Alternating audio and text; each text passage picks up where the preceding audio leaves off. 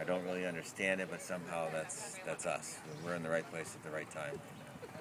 And whether it happens, stay tuned in 3 days and we'll know. Any lucky charms? Any superstitions?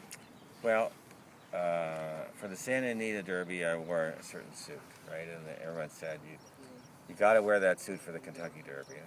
Okay, so I wore the suit. Oh, you got to wear that suit for the Preakness. I said, you know what?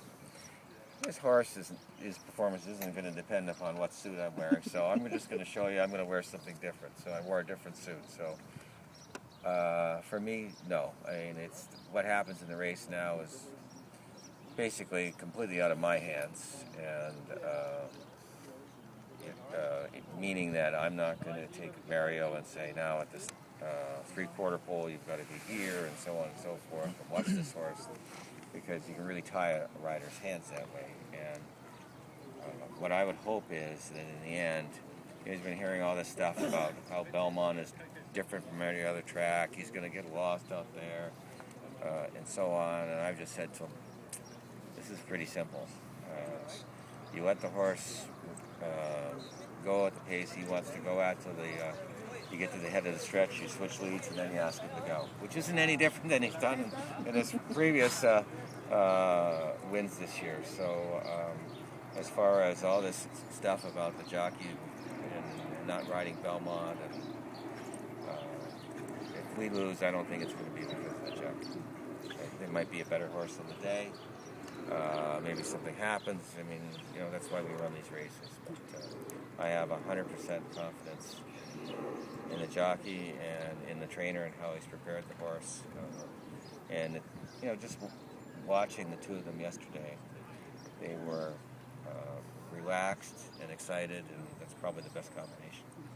I understand Joel Quenneville, who's also from Windsor, called you to congratulate you, and you weren't all that impressed because you're a Red Wing fan.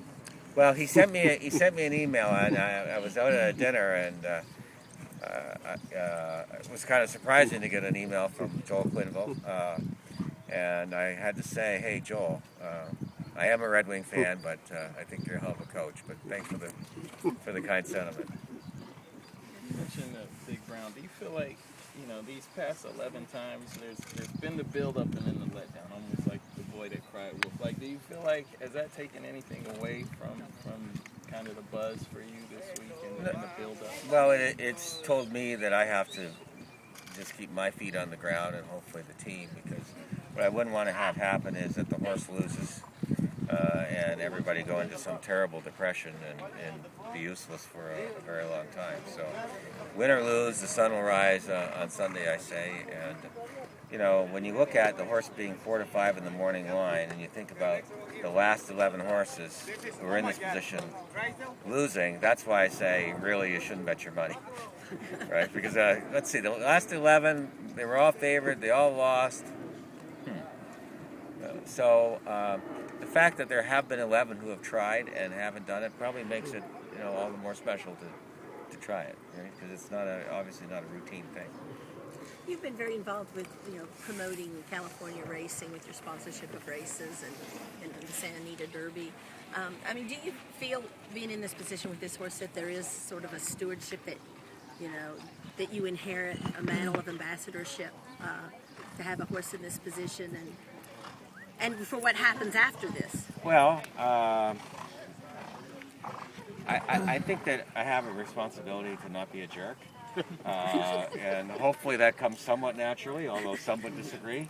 I think that if the horse were to win, of course it's a big national story and it'll put more of a spotlight.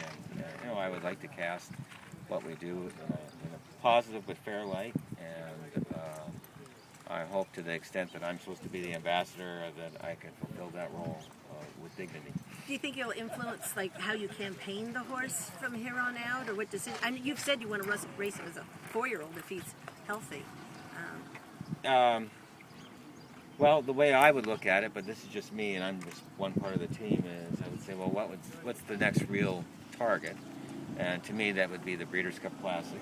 And then you would think back and say, okay, well, what's the best way to get there on that day and have the best chance? So oddly enough, that's really what we did with the Triple Crown, where we said we know we would like to think we have a Derby horse, a Triple Crown horse. What's the best thing to do? Well, if we can get in that position, it would be to have a fresh horse, and that's why we ran in the horse from the Lewis and said, I knew beforehand, because we talked about it, if assuming the horse runs decently, not that he has to win, that we'll give him a break because he's had a break, and when you've been off and then you run again, that tends to take a lot out of the horse, that we would wait and go in the San Anita Derby. So it would be the same thing here. Instead of looking forward, we would look backward, meaning that we wouldn't say, okay, well, the next big race is the Swaps at Hollywood Park or the Haskell or even the Travers. It's, gee, the target is the Breeders' Cup at Santa Anita. Should we have one prep? Should we have two preps? And kind of work from there. You know, and of course, the horse has to be